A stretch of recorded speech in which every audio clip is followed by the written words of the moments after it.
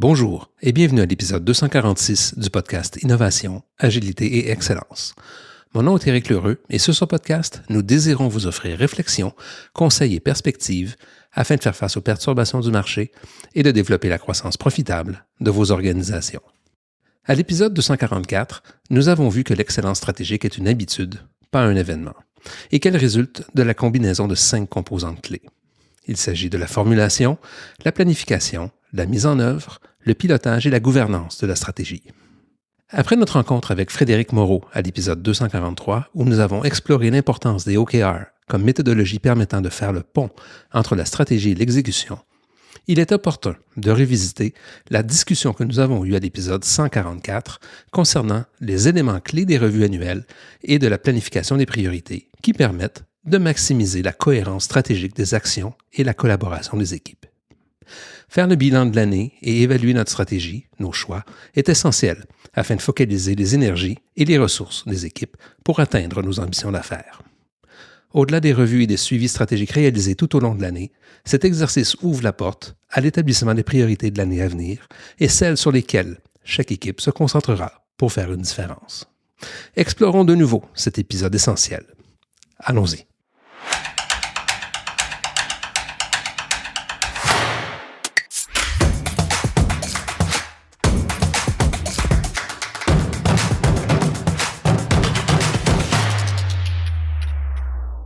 Bonjour Jean-François. Bonjour Éric. Jean-François, je sors d'une planification des objectifs 2024 avec un client extraordinaire que j'accompagne depuis de nombreuses années. Et l'exercice a permis de confirmer, bien évidemment, la stratégie. Ça nous a permis de discuter des conditions de succès et a permis d'aligner l'ensemble de l'équipe sur les directions et les objectifs clairs à réaliser au courant de la prochaine année et dans certains cas même à poursuivre. J'aimerais partager avec toi, mais bien sûr avec notre auditoire, quelques-uns des éléments importants qui font une différence lors de ces rencontres qui se déroulent généralement sur 1 à 2 journées, selon évidemment la taille de l'organisation. Il y a 5 éléments que je veux couvrir dans notre discussion d'aujourd'hui. D'abord, évidemment, la préparation et le bilan de l'année. Deuxièmement, la revue de la vision et des différentes valeurs et l'impact que ça a de façon concrète. Troisièmement, la revue de la stratégie et les différents choix qui font partie de notre stratégie.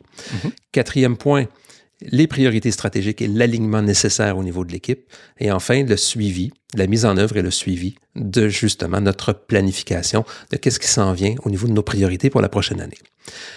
Avant de débuter, il y a une note très importante que j'aimerais faire part, une note importante sur le contexte. Cet exercice s'inscrit dans une suite de rencontres stratégiques réalisées tout au long de l'année. Le suivi de la stratégie, son exécution et sa progression des priorités est un exercice continu de la part de l'équipe de direction et dans ce sens-là, il y a différentes rencontres qui existent. Les rencontres bi-hebdomadaires, les rencontres trimestrielles ou la revue trimestrielle des priorités et enfin la revue annuelle, le bilan complet de notre cycle de 12 mois. Donc, ça s'inscrit dans une démarche globale. On se concentre cependant aujourd'hui sur cette revue annuelle.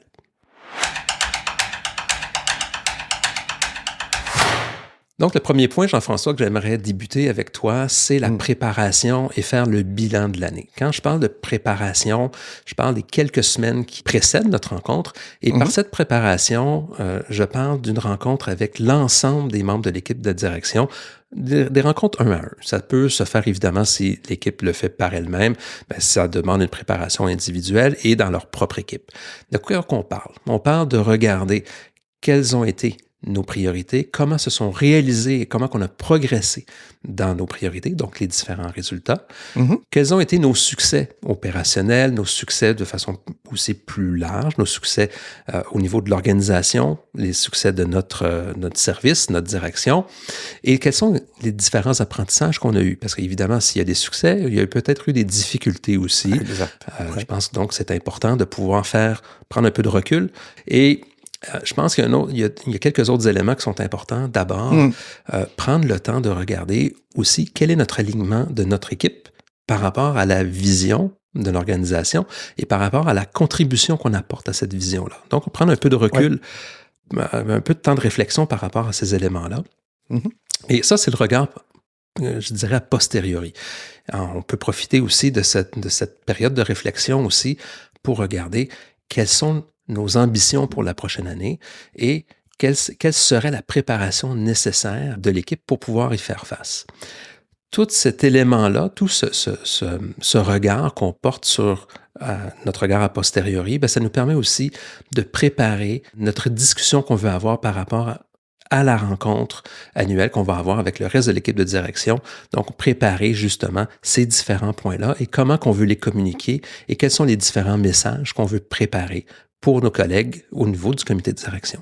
Alors, pour moi, ça, c'est la premier élément au niveau de la préparation et ça va nous amener la journée du bilan, la journée de la revue, de prendre un moment, on parle peut-être de 15 à 20 minutes par équipe, par direction, si je peux dire, où est-ce qu'on, justement, on fait le bilan de l'année, on s'en tient aux éléments clés, ça nous permet de toucher les résultats financiers, certains éléments opérationnels, retoucher les éléments d'apprentissage et les différents progrès par rapport à nos priorités. Pourquoi qu'on refait ça en deuxième temps? Bien, ça nous permet de faire en sorte que l'ensemble de l'équipe peut développer une vision partagée de l'organisation, une vision partagée des différentes zones, je dirais, de difficultés, différentes zones d'apprentissage, et d'engager une discussion assez ouverte par rapport à s'assurer qu'on est tous au même niveau par rapport à notre lecture et de bien mettre en valeur justement les éléments sur lesquels porter attention dans les temps qui vont venir, dans l'année qui s'en vient ou dans les prochains éléments de priorité. Oui. Donc pour moi, le résultat qui s'en sort, une équipe préparée qui peut participer d'abord activement et engagée par rapport à faire l'état des lieux et engagée par rapport à mettre le pied dans la nouvelle année. Aussi, un des thèmes qui m'est cher, c'est cette question de maturité, de maturité stratégique. Je parle souvent de maturité en matière de management de projet ou d'accompagnement du changement, mais en termes de maturité, en termes de réflexion et de formulation stratégique, ou maturité stratégique au sens large pour tous les membres de l'organisation. Donc, en même temps, quand tu proposes ça, on peut trouver de l'aide aussi, pour ceux qui éprouvent des difficultés ou qui ont de la difficulté à aligner certains staffs ou certains pays dans une multinationale, par exemple, ou des choses comme ça. On peut trouver de l'aide ou des solutions ou partager des bonnes pratiques à ce moment-là. Donc, c'est un bon moment pour partager ces choses-là aussi. Je voulais aussi parler je dois redire merci à Anne-Sophie Nann, qui a fait un retour d'expérience sur son cours de management de projet agile dans la spécialité management de projet du programme MBA que je dirige à l'IPAG, avec les 4 éléments suivants qui sont typiquement, entre guillemets, agiles. Keep, drop, add, improve. Garder, laisser tomber, augmenter, améliorer. Donc, c'est une façon aussi d'aller peut-être plus vite aussi dans ce genre de revue-là. Je sais qu'il faut prendre le temps. Alors, chaque direction, encore une fois, ça nous ramène aussi à des fonctions, mais peut-être on pourrait le faire aussi sur des axes un peu différents.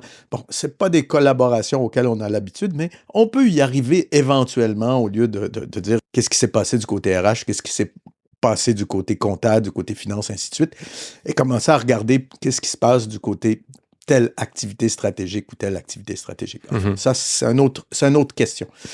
Mais voilà, keep, drop, add, improve. Dans tout ça, dans le bilan, on peut regarder comme ça, puis essayer de placer tout ce qu'on reporte ou ce qu'on communique aux autres dans cette catégorie-là. En faire une espèce de RACI, genre KDAI ou quelque chose comme ça. Et cette première portion qui s'appelle faire le bilan en équipe nous amène au deuxième élément, on parle d'alignement sur la vision. Et pour moi, cet élément-là est un élément qui est un bijou de discussion et je m'explique. Est-ce que la vision, l'ambition stratégique, elle est claire pour tous? On entend souvent parler de dire « la stratégie est mal communiquée ou la stratégie est mal comprise », mais qu'en est-il de la vision en tant que telle? Est-ce qu'elle signifie la même chose pour tous? Et c'est un exercice que je veux rendre extrêmement concret pour l'ensemble de l'équipe. Et c'est une façon que j'aime bien le travailler, c'est-à-dire que je veux que chaque membre de l'équipe, et souvent je les mets 2 par 2, on travaille en atelier, et je veux faire en sorte que chaque équipe m'explique clairement ce que signifie gagner pour eux, pour l'organisation. Donc, on se projette dans un horizon de 60 mois et plus, et ce que j'attends de l'équipe, c'est qu'on me donne des exemples, une description. à quoi ressemble l'organisation, à quoi ressemblent nos clients, comment est-ce qu'on a évolué, et donnez-moi des exemples. Donnez-moi des critères dans lesquels on est capable de mesurer notre réussite.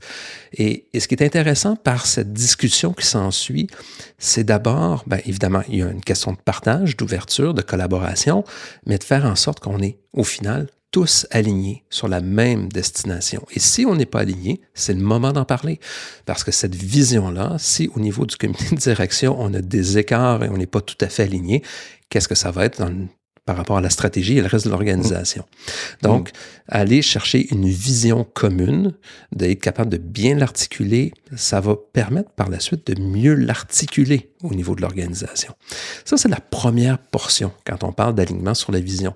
La deuxième, bien, je fais le même exercice par rapport aux valeurs. Souvent, dans les organisations, on va parler des valeurs comme « Ah, c'est un exercice théorique qu'on a mis de côté, puis après ça, on n'en parle plus. » Je pense que c'est une erreur d'aller de ce côté-là. Et je veux faire en sorte que la compréhension de la vision qui devient partagée, mais ce soit on soit sur le même ancrage quand on parle de la vision partagée des valeurs de l'organisation. Pourquoi? Parce que ça va nous permettre de teinter nos pratiques d'affaires, ça va nous permettre de prendre des décisions qui vont être alignées avec un modus operandi et de faire en sorte qu'on bâtisse de façon proactive notre culture d'entreprise. Donc, encore une fois, décrire des exemples, comment ces valeurs-là prennent forme, échanger sur les cas exemplaires dans lesquels on peut dire voici comment ces valeurs-là ont été vécues dans la dernière année, comment peut-être on a rencontré certaines difficultés, peut-être des embauches pas très heureuses ou des problématiques de gestion qui n'ont pas fait ressortir le meilleur d'entre nous. Ça nous permet de calibrer donc nos décisions et de faire en sorte qu'on puisse peut-être revectoriser ou prendre des orientations qui soient nécessaires pour faire en sorte d'avoir, comme je le dis, une application concrète des valeurs et une influence sur la culture qui est désirée au niveau de l'organisation. C'est fondamental. Moi, j'ai beaucoup aimé faire des études ou des travaux quand j'étais aux études. Et encore aujourd'hui, j'aime bien regarder ces choses-là, creuser un peu ces choses-là. J'écris des cas pour mes étudiants. Et je pense à Cascade, bien entendu, dont on connaît bien cette culture très, très forte de cette organisation-là, pour le meilleur, pour le pire. Mais elle est très forte et elle a permis à l'entreprise de devenir ce qu'elle est. Je pense aussi à une compagnie aérienne, un transporteur aérien aux États-Unis qui s'appelle Southwest. Southwest, qui est parti de presque un tout petit, quelque chose de tout petit il y a une 50aine d'années, à aujourd'hui le plus gros transporteur domestique aux États-Unis. Soyons clairs. Tout ça avec, comme entre guillemets, recette, je ne veux pas dire une recette, mais la culture. Une culture d'entreprise très forte. Et la culture d'entreprise, ça apparaît pas vraiment au bilan. Hein, c'est difficile de quantifier, c'est difficile. Hein? Comme je disais l'autre fois, il me semble que je vous l'ai dit, la pyramide de Maslow des entreprises, ben, la culture de l'organisation, une culture d'innovation, une culture de transversalité, c'est assez élevé dans la pyramide, mais c'est très difficile à quantifier. Et comme tu disais, comme je te dis, ça apparaît pas au bilan. Donc, c'est pas toujours très tangible. Donc, c'est vraiment la remarque qui me vient à l'esprit. Ensuite, bien oui, cette question-là d'alignement, c'est l'alpha et l'oméga, hein, grosso modo. C'est le Saint Graal. S'assurer que tout le monde tire dans la même direction. La perfection n'étant pas de ce monde, hein, est-ce qu'on peut s'assurer que on tire tous au moins dans le même cadran. Hein? Puis après ça, on ira essayer de faire mieux. Hein? Je suis l'agiliste ici. Donc, toujours fixer des objectifs ambitieux. Et puis ensuite, mesurer la progression étape par étape, itération par itération, incrément par incrément. Hein? Itération, ça veut dire quoi? Ça veut dire, on ne l'aura peut-être pas parfait du premier coup, mais itération, on reconnaît qu'on va construire ça au fur et à mesure, dans le temps. Hein, donc, et puis après, oui, ces horizons de temps, 10 mois, 12 semaines, il y a tellement de volatilité, d'incertitude ces temps-ci, c'est difficile à dire. Hein. Matthew nous disait il n'y a pas longtemps, écoute, certaines choses n'existaient même pas il y a un an. Aujourd'hui, elles sont, je ne veux pas dire monnaie courante, mais je pense que 80% de nos auditeurs s'en sont servis de ChatGPT au moins une fois, alors que c'est quelque chose qui n'était pas là. Hein. Pour moi, ChatGPT, c'est un peu comme l'arrivée de l'iPhone en 2007. Ça a pris tout le monde par surprise et c'est, je pense, un game changer. Ça va changer beaucoup de choses. Pour le meilleur, pour le pire, on va voir. C'est cette question-là. Je ne veux pas m'y prononcer, mais il y a énormément de choses. Donc, il faut se donner cette marge de se réajuster sur des bases relativement fréquentes pour revoir qu'est-ce qui a changé dans l'environnement et est-ce que gagner, comme tu dis, a changé de sens ou changé d'indicateur, par exemple. Et là, ça nous amène sur le troisième volet de notre discussion de cette revue-là. Encore une fois, dans certains cas, ça va durer une journée, dans d'autres, ça va prendre 2 jours. Des fois, c'est 2 jours continus où j'ai des organisations avec qui j'ai travaillé, ils le faisaient à 2 moments, à 2 mois d'intervalle, à 1 mois d'intervalle, pardon.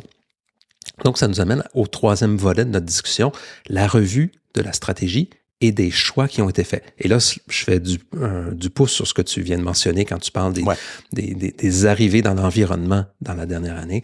Bien, c'est une question de porter attention aux différents choix qui sont à la base de la stratégie et de faire l'évaluation des hypothèses qui sont à la base de ces choix-là, des conditions de succès. Qu'est-ce qui a changé? Et là, c'est drôlement important parce que pour avoir cette discussion-là, encore une fois, il faut avoir une stratégie. Il faut avoir une stratégie qui est documentée. Il faut avoir une stratégie qui est très claire par rapport à notre modèle d'affaires, par rapport à nos clients, par rapport à nos offres, aux canaux, aux modèles de revenus, nos principaux partenaires, nos compétences qu'on veut développer. Il faut que tout ça, ça soit quand même bien articulé et bien maîtrisé au niveau de l'équipe. Et généralement, ça l'est. Mais ce que je veux dire par là, est-ce qu'on a tous la même compréhension? Et c'est ça qui est important ici, c'est de pouvoir avoir une discussion à savoir, est-ce qu'on est tous à la même page et est-ce que notre lecture de nos réalités qui sont différentes, parce que quelqu'un peut avoir un chapeau marketing, quelqu'un d'autre un chapeau vente, un chapeau production, mais est-ce que notre réalité, en fonction de notre lecture, change? Est-ce que nos choix devraient être adaptés? Donc, on va regarder, est-ce que tous ces choix-là et nos hypothèses nous permettent toujours de bâtir un avantage concurrentiel qui est désiré? Est-ce que nos activités clés, nos ressources et compétences sont toujours pertinentes ou est-ce qu'il y a des ajustements qui sont nécessaires? Et est-ce qu'on est toujours aligné par rapport à ces choix-là? C'est une discussion qui est extrêmement importante, qui peut être extrêmement rapide si c'est maîtrisé et c'est souvent partagé. Peut-être parfois un petit peu plus difficile si, justement, il y a des variables, des singularités dans l'environnement concurrentiel qui sont apparues. Si on parle, par exemple, de parler de l'intelligence artificielle, on l'a bien intégré déjà dans nos discussions antérieures ou on n'a pas eu cette chance-là. Quelles sont les conséquences qui en découlent? Cette discussion-là a son lieu d'être. Malheureusement, dans beaucoup d'organisations, je pense encore qu'on passe du bilan aux priorités de la nouvelle année et on oublie question de calibrer notre stratégie. Quelles sont les adaptations qui sont nécessaires? Est-ce qu'on a les bons réflexes? Est-ce qu'on a une compréhension, encore une fois, commune et partagée? Je pense que cette portion de discussion-là a lieu d'être et est extrêmement importante. J'irai encore un peu plus loin que toi même. J'ajouterais que la carte n'est pas le territoire, vice-versa, bien entendu. Donc, la réalité, donc cet alignement sur les choix doit pouvoir faciliter les arbitrages lorsque la réalité diffère du plan. Hein? Ceux qui ont de l'expérience en management de projet, en accompagnement du changement, la théorie, c'est une chose, le plan, c'est une chose. Mais des fois, on découvre des choses et il faut savoir, entre guillemets, s'adapter ou prendre des décisions rapidement. Donc, je vais te donner un exemple très concret, hein, grosso modo. Par exemple, le fameux triangle coût-qualité-délai. Coût-qualité-délai, vous pouvez seulement en avoir 2. Donc, c'est donc dire que le troisième servira de variable d'ajustement. Donc, quand on parle de stratégie, quand on parle de choix qui ont été faits, moi, j'ai travaillé chez Bombardier Aéronautique, j'ai travaillé chez Nortel, on avait, dans ce sens-là, bien entendu, on veut tout. Tout le monde, ton patron, hein, c'est le prérogative du patron, si je veux les 3. Mais bon, après ça, moi, à un moment donné, quand je dois négocier, quand il y a un compromis à faire, quelle est la variable d'ajustement? Donc, c'est pour ça que transformer Nortel, une des causes de la faillite Nortel. Je ne dis pas que c'est la seule, hein. Bien entendu, il y en a plusieurs. Mais une des causes de la faillite Nortel, c'est que Nortel fabriquait de l'équipement de qualité et on avait des réflexes qualitatifs Mais quand on arrive dans un marché où la technologie évolue de plus en plus rapidement, ces questions de qualité-là, de durée de vie de produit, sont réduites. Donc, non, maintenant, il faut passer du côté coût délai. Et ça, coût délai avec l'arrivée de fabricants asiatiques ou de fabricants à bas coût, chez Nortel, c'était quelque chose qui avait de la difficulté à passer. C'est un des retextes que j'ai de mon expérience. Donc, bien connaître la stratégie de l'entreprise permet de faire les bons arbitrages ou au moins d'améliorer ses chances de faire les bons arbitrages. Encore une fois, je dis, la perfection n'est pas de ce monde. S'il y a des gens, encore une fois, je le fais quand je fais des simulations, quand je fais des études de cas avec des étudiants, on a encore tendance à dire, ça coûte trop cher, ça coûte trop cher. Non, non, non, non, non. C'est pas nécessairement ça, la valeur clé ou ce qui crée de la valeur. Est-ce que cet équilibre valeur versus coût a bien été intégré? Oui. C'est un vaste sujet, mais il faut savoir quelle sera la variable d'ajustement pour améliorer notre capacité de prise de décision à tous les niveaux. Mm-hmm. Et une fois qu'on s'est entendu, bien évidemment, on a fait le bilan, on a une vision claire, partagée, on a fait notre mise à jour de notre stratégie, on est toujours confiant par rapport aux choix et aux choix au niveau des hypothèses, des conditions de succès, bien évidemment, il y a encore des gaps, il y a encore des éléments sur lesquels on doit travailler. Et sur la table, qu'est-ce qu'on a? C'est la discussion des priorités de la prochaine année et de l'alignement de l'équipe au niveau de ces priorités-là et comment ça va se décliner dans l'organisation, soit par la contribution de chacun, soit par leur priorité au niveau de chacune des fonctions, chacune des directions. Et ces priorités-là, bien, ça va nous amener à la progression qui est attendue au courant du prochain trimestre et de la prochaine année. Quelles seront les différentes collaborations qui sont nécessaires entre les équipes? Parce qu'évidemment, on le sait tous, personne ne travaille en vase clos. Donc, si moi, j'ai comme priorité de faire avancer, je dis par exemple, tout l'effort marketing, mais je ne mets pas dans la discussion l'équipe des ventes et l'équipe de production, à titre d'exemple, ben, quelque part, je ne réussirai pas à avoir nécessairement les bénéfices que je veux avoir pour l'organisation. Donc, on travaille en équipe, il faut s'assurer qu'on soit disponible, qu'on puisse collaborer ensemble. Donc, il y a un alignement, encore une fois, qui est nécessaire quand on parle de priorité.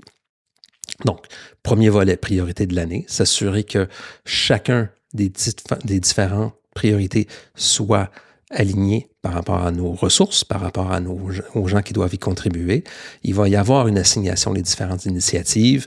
On va devoir clarifier les responsabilités en arrière de ça parce que, évidemment, même si, par exemple, un des éléments de priorité est du ressort du vice-président opération ou du directeur général, mais peut-être que les initiatives clés qui vont s'en suivre vont être du ressort de l'équipe du marketing, l'équipe des ventes, à titre d'exemple. Mais par la suite, une fois qu'on a fait cette priorisation au niveau des grandes priorités de l'année, bien, ça va nous amener aussi sur quoi on doit travailler le prochain trimestre. Et là, encore une fois, est-ce que tout le monde est aligné? Est-ce que ces collaborations qui sont nécessaires sont bien partagées, sont bien discutées? Et j'aimerais rajouter que cette portion de discussion, moi, je la trouve extrêmement énergisante parce qu'on a passé d'un regard vers l'arrière, a posteriori, et on s'est projeté dans le futur et sur quoi qu'on veut travailler pour faire avancer l'organisation par rapport à faire une différence sur nos objectifs et notre ambition. C'est une discussion que je trouve vraiment fascinante et je le vois au niveau des équipes. Les gens sont extrêmement motivés par cet ensemble de discussions-là. Moi, je vais donner un exemple de cette question-là de priorité. C'est important. Pourquoi? Parce qu'il y a des choses qui changent. On reste, par exemple, je veux améliorer mon orientation client. Donc, c'est ma priorité stratégique, c'est la priorité stratégique de tout le monde. Et puis moi, je vais même aller jusqu'à dire, je serais même prête à perdre un peu d'argent pendant une certaine période de temps. Il y en a qui vont me taper dessus. Pour vraiment, concrètement, monter ça. Donc, c'est vraiment, parfois, on va dire, ah oui, il faut faire les chiffres, mais et là, c'est là où on arrive avec cette fixation d'objectifs qui peuvent être conflictuels. En ce moment, il y a un petit mouvement en France qui dit on marche sur la tête. Ils ont tendance à inverser les panneaux de nom de ville ou de sortie de ville à chaque en France ici. Je trouvais ça délicieux. Je trouvais ça absolument très savoureux. Mais c'est une réalité. Ce que ça veut dire, c'est que certaines catégories de personnes, notamment les agriculteurs, disent on nous donne des objectifs contradictoires. Et donc, quel est l'objectif fondamental? Réduire les émissions de gaz à effet de serre, nourrir les gens, baisser les coûts de production. Quel est l'objectif prioritaire qui est ici? Et bien entendu, on va dire, Tous. Ben oui. Alors ça aussi, tu peux toujours dire, on a besoin de tout. Mais en quelque part, de temps en temps, on a besoin de prendre des décisions sur des décisions d'investissement concrètes. Est-ce que je suis prêt à accepter, par exemple, un léger surcoût pour faire ci? Ou au contraire, est-ce que je suis prêt à... Quelle est la décision que je dois prendre? Mhm. Et ça, c'est des choses qui sont difficiles au niveau de l'organisation et c'est des décisions difficiles au niveau sociétal et c'est des choses, enfin, ici en Europe, qui sont difficiles au niveau européen. Il y a 27 opinions différentes Oui. sur comment est-ce qu'on va réduire nos émissions de gaz à effet de serre, comment est-ce qu'on va améliorer ou réduire l'impact de l'activité humaine sur la biodiversité. En fait, tout un ensemble de choses. On voit bien qu'un truc top-down ou un truc unique, difficile. Il va falloir vraiment y aller petit à petit, mais garder le cap. Et garder le cap, c'est difficile quand il y a 27 pays qui ont des élections, qui ont... ça tourne, ça va à droite, ça va à gauche.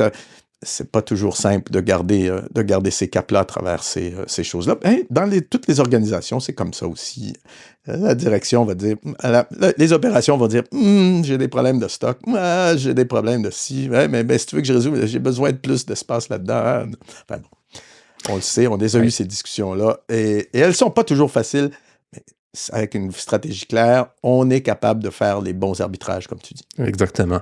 Et l'idée que je veux mettre en valeur, c'est qu'une fois qu'on a terminé cet exercice-là dans notre journée, c'est qu'on s'est assuré de deux choses. On s'est assuré de, un, qu'on a une vision partagée et que cette vision-là prenne forme de façon cohérente au niveau de l'organisation.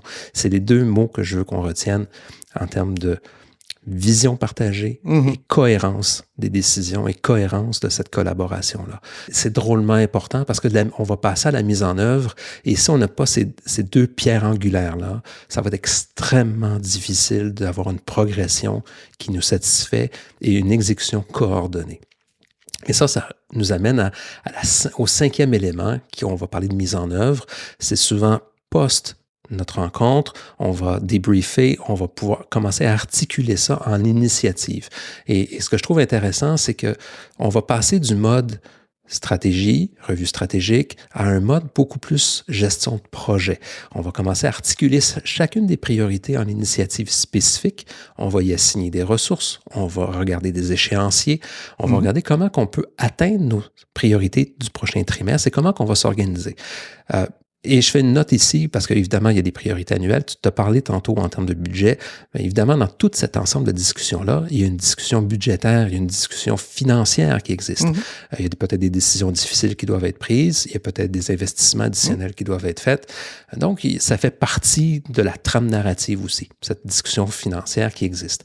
Mais ici, quand je parle de cette mise en œuvre, je veux parler du pilotage des différentes priorités et de s'assurer qu'on a le bon niveau de collaboration tout au long des jours et des semaines qui vont suivre.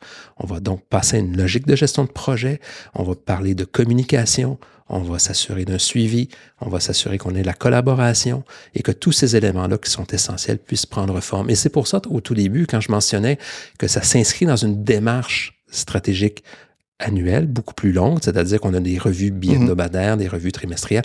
C'est tous ces points de contact, ces touch points qui existent, vont devoir mettre l'emphase sur ce suivi, cette coordination de projets stratégiques qui est drôlement importante et qu'on parle souvent dans le podcast par rapport à s'assurer qu'on puisse exécuter notre stratégie et qu'elle soit claire pour tout le monde et qu'elle soit bien adaptée à la réalité qu'on a sur la table ou sur laquelle on doit faire face comme organisation.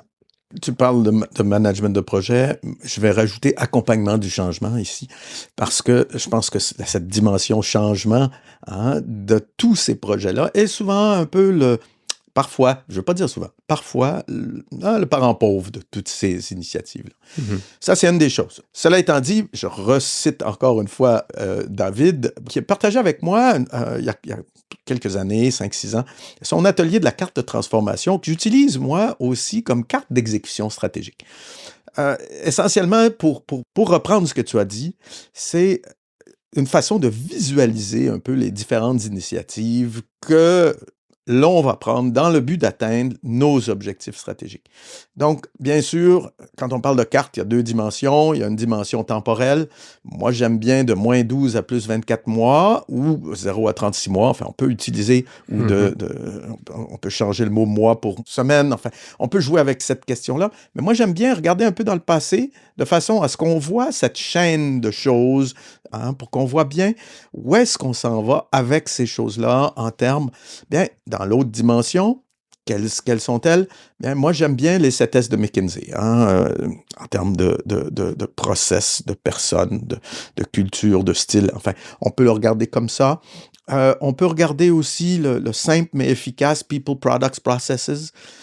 L'idée, encore une fois, c'est de voir s'il y a des trous dans notre plan de mise en œuvre. Et moi, je suis visuel, donc c'est ce qui peut sembler paradoxal pour quelqu'un qui aime faire du podcast, qui aime écouter des podcasts, mais ça me permet de voir ces choses-là. Pour les auditifs, peut-être ce genre d'outil peut s'avérer moins utile, mais comme je ne suis pas, ce serait difficile pour moi d'en trouver un qui ferait ce genre de travail-là. Pourquoi? Parce que je veux voir les trous, je veux voir la progression et je veux voir les lessons learned de chacune de ces initiatives-là au fur et à mesure qu'on les termine et qu'elles passent du présent au passé. Donc, cet outil de carte de transformation ou de carte d'exécution stratégique peut s'avérer très utile pour au moins avoir une vision d'ensemble sur quels sont les prochains projets ou concrètement comment l'atteinte des objectifs stratégiques va se concrétiser au cours des prochains mois, des prochains trimestres, des prochaines années.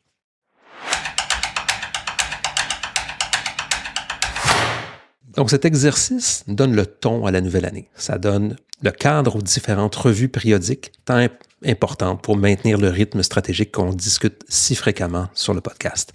Suivant cette rencontre, chaque priorité sera déclinée, comme je le mentionnais, en initiatives où échéanciers, ressources, résultats attendus seront partagés au niveau de l'équipe et permettront d'assurer le pilotage des priorités et la collaboration qui est tant souhaitée. Comme je le disais au début de notre discussion, cette rencontre bâtie sur la présence d'une stratégie évidemment bien définie. Je le maintiens, il y a une différence ici entre formulation et planification. Notre discussion touche beaucoup plus le côté planification dans notre contexte. L'alignement qui s'ensuit permet de focaliser sur ce qui est important et de progresser vers une vision commune. C'est un exercice très, très, très concret qui demande une préparation, bien évidemment, de tous les membres qui y participent. On espère que cet épisode vous a plu. Vous pouvez bien évidemment consulter les notes de l'épisode au www.intelliaconsulting.com/épisode 144. Et si vous êtes déjà abonné à notre lettre hebdomadaire où l'on partage nos réflexions et perspectives afin de développer votre impact stratégique, les notes de l'épisode sont déjà dans votre boîte de courriel. D'ici notre prochaine rencontre, Jean-François, je te souhaite une excellente semaine. Oui, bonne semaine à toi aussi, Eric. Bonne semaine à vous toutes et à tous.